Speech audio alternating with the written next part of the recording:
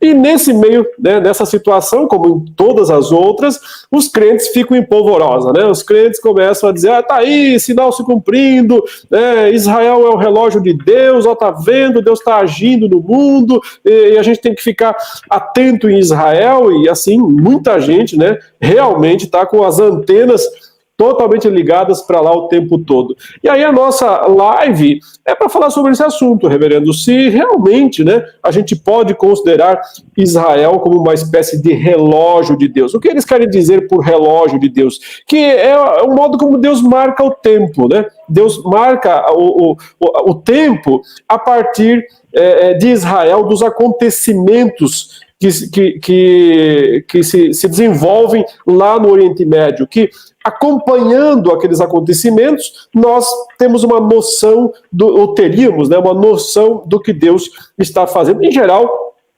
alguns intérpretes usam aquela passagem, né, que o Senhor Jesus menciona a famosa parábola da figueira.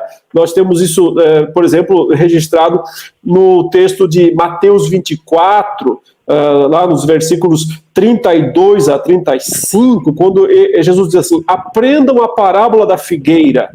Quando já os seus ramos se renovam e as folhas brotam, vocês sabem que o verão está próximo. Assim também vocês, quando virem todas essas coisas, saibam que está próximo às portas. Em verdade lhes digo que não passará esta geração sem que tudo isto aconteça. Passará o céu e a terra, porém as minhas palavras não passarão. Então, essa passagem, em geral, é interpretada por aqueles que acham que Israel é mesmo o relógio de Deus no mundo, como se fosse uma menção a Israel, porque a figueira é um símbolo de Israel, né? A oliveira também, existem outras, mas a figueira é um símbolo da nação de Israel. Então eles estão falando, eles usam esse texto para dizer, olha, quando a figueira florescer outra vez, o verão está próximo. Como se fosse assim, quando Israel renascer, quando Israel voltar à terra da promessa, né? E aí isso aconteceu no entendimento desses irmãos lá em 1948, quando Israel de fato voltou pela ONU, né, ao Oriente Médio, e então teria sido o início do cumprimento da profecia parábola de Cristo sobre a figueira.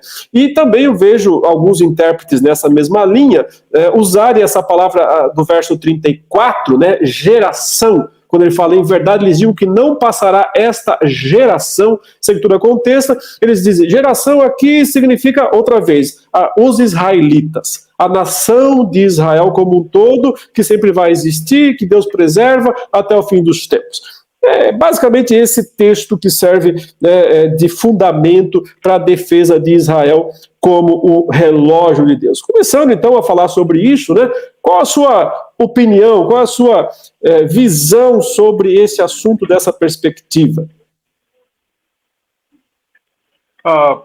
Leandro, eu acredito o seguinte, que quando Jesus se refere lá em Mateus, no Sermão Escatológico, a figueira, ele não tinha em mente a nação de Israel especificamente. Embora a figueira seja usada na Bíblia como um símbolo da nação de Israel, não quer dizer que toda vez que tem uma figueira, ou que aparece uma figueira na narrativa, que ali significa Israel.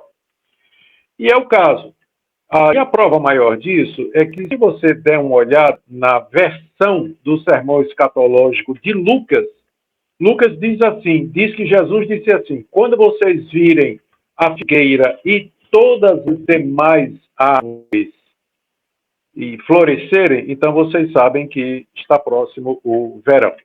Então, se a figueira é Israel, quem são as outras árvores que a gente deve esperar que floresça para poder entender que o fim está chegando ou que está acontecendo alguma data importante no calendário de Deus?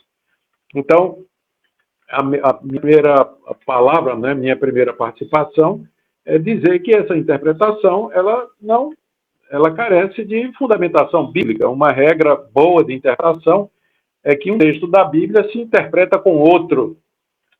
E aí, no caso, é muito claro que Jesus não está se referindo a Israel, mas está usando a figueira como poderia ter usado qualquer outra árvore, como Lucas diz, para se referir ao fato de que todo mundo sabe que quando começa a brotar as folhas é que o verão está chegando. É só isso, não tem nada mais do que isso. Exatamente, né? Senão o Lucas está dizendo de todas as outras árvores, todas.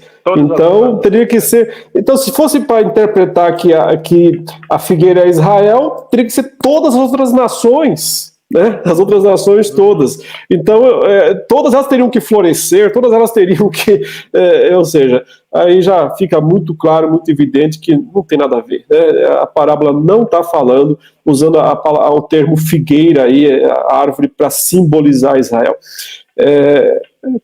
Esse é o problema, me parece, né, de tentar empurrar para dentro de um texto um significado que não está nele, né? Está na pessoa. A pessoa acredita naquilo, a pessoa crê daquela forma, então ela tenta encaixar, tenta empurrar para dentro do texto, né, esse aspecto, esse significado. Mas vamos lá. E o tal relógio? O que temos a falar? O que é esse negócio de relógio de Deus, né? Israel, a nação de Israel, é o relógio de Deus? Não, eu não acredito de forma nenhuma. O Senhor Jesus Cristo deu aos seus discípulos uma agenda ou uma série de eventos que apontariam não somente para a certeza da sua chegada, mas, num certo sentido, para a sua proximidade.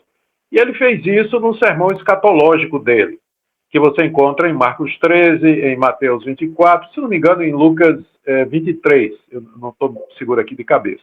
21. São três versões do sermão escatológico. 21.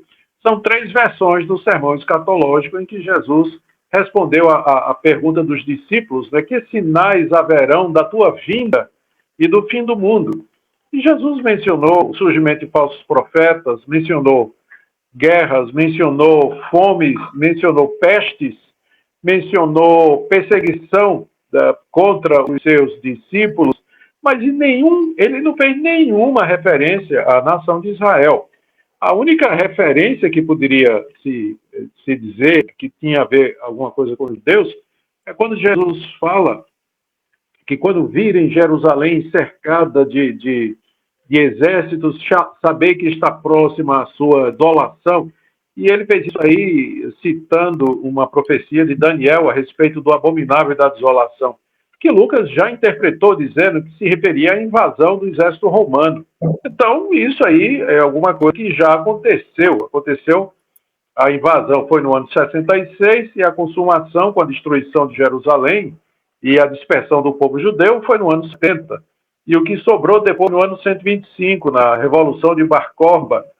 Então, já fora isso, não tem nenhuma referência, não há nenhuma orientação a que os cristãos fiquem olhando para os acontecimentos referentes aos judeus para discernirem a proximidade da vinda de Cristo ou a próxima etapa da história da redenção, na consumação. Não há.